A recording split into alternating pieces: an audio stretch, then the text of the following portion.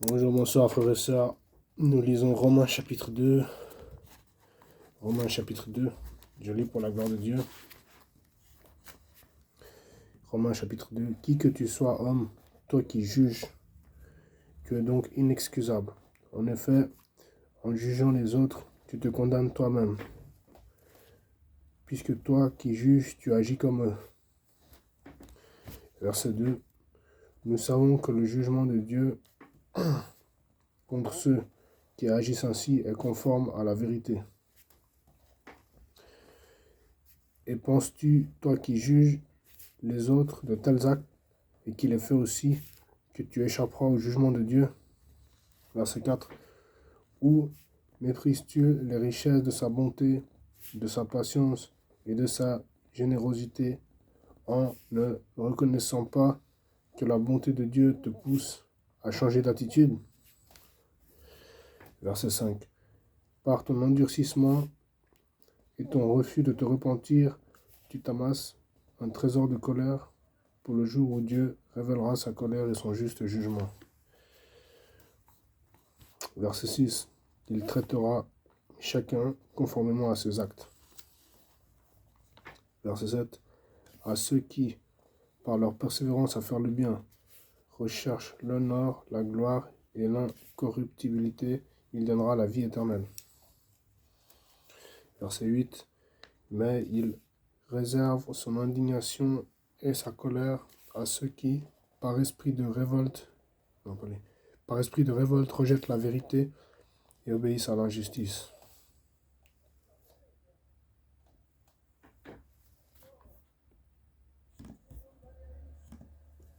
Verset 9. La détresse et l'angoisse atteindront tout être humain qui fait le mal, le juif d'abord, mais aussi le non-juif. Verset 10. La gloire, l'honneur et la paix seront pour tout homme qui fait le bien, le juif d'abord, mais aussi le non-juif, car devant Dieu, il n'y a pas de favoritisme. Verset 12. Tous ceux qui ont péché sans la loi périront aussi sans la loi, et tous ceux qui ont péché sous la loi seront jugés au moyen de la loi. Verset 13, Romains 2, verset 13.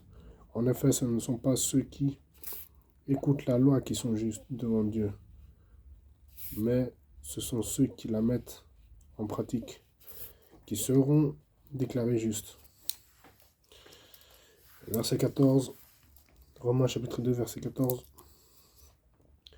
Quand des non-juifs qui n'ont pas la loi font naturellement ce que prescrit la loi, ils se tiennent lieu de loi à eux-mêmes, bien qu'ils n'aient pas la loi.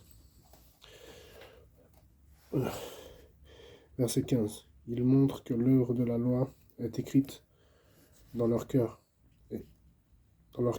car leur conscience en rend témoignage, et leurs pensées les accusent ou les défendent tour à tour. C'est ce qui paraîtra le jour où, conformément à l'évangile que je prêche, Dieu jugera par Jésus-Christ le comportement secret des hommes. Culpabilité des Juifs. Culpabilité des Juifs. Verset 17. Toi qui te donnes le nom de Juif, tu te reposes sur la loi, tu places ta fierté dans ton Dieu. Verset 18.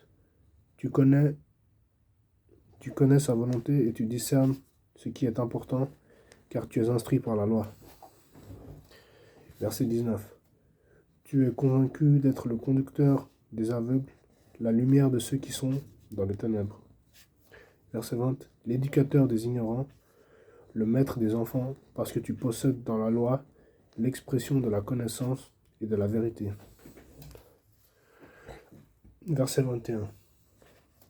Romains chapitre 2, verset 21. Toi donc qui enseignes les autres, tu ne t'enseignes pas toi-même. Toi qui prêches de ne pas voler, tu voles.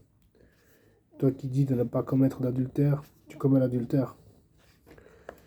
Toi qui as les idoles en horreur, tu pilles les temples. Verset 23. Toi qui places ta fierté dans la loi, tu déshonores Dieu en la transgressant. Verset 24. En effet, le nom de Dieu est blasphémé parmi les nations à cause de vous, comme cela est écrit. Verset 25. Certes, la circoncision est utile si tu mets en pratique la loi, mais si tu la violes, ta circoncision devient incirconcision.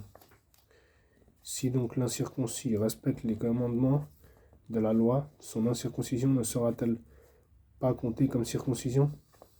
Verset 27. Ainsi, l'homme qui accomplit la loi sans être circoncis physiquement ne te condamnera-t-il pas, toi qui la transgresses, tout en ayant la loi écrite et la circoncision?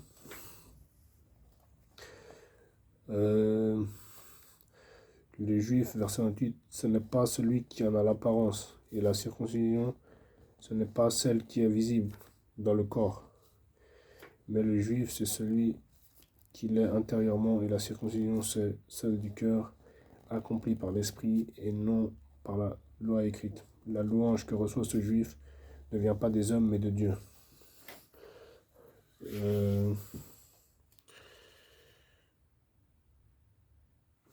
Je vais relire le verset 10, Romains chapitre 2, verset 10, Romains chapitre 2, verset 10. La gloire, l'honneur et la paix seront pour tout homme qui fait le bien. Le juif d'abord, mais aussi le non-juif, car devant Dieu, il n'y a pas de favoritisme. Ça, c'est verset 11. Je relis le verset 10 et 11. La gloire, l'honneur et la paix seront pour tout homme qui fait le bien, le juif d'abord, mais aussi le non-juif, car devant Dieu, il n'y a pas de favoritisme. Voilà. La gloire, l'honneur et la paix pour tous ceux qui font le bien. C'est écrit Romains chapitre 2. Donc essayons de faire le bien, tâchons de nous sanctifier, d'obéir à Dieu, de le servir avec un cœur pur. Il nous protégera, il nous guidera par son Saint-Esprit. Amen. Que Dieu nous aide à tenir dans la foi, dans l'obéissance, dans l'amour, dans le pardon, dans la fidélité, qui nous aide à honorer nos parents. Que Dieu bénisse nos parents, qu'il les bénisse, qu'il les conduise, qu'il les protège. Que Dieu bénisse nos parents, qu'il les fortifie, qu'il les conduise par le Saint-Esprit, qu'il les bénisse et les protège au nom de Jésus-Christ. J'ai ainsi prié. Amen. Que Dieu nous protège et que Dieu nous conduise. Ciao. Bonjour ou bonsoir à tous.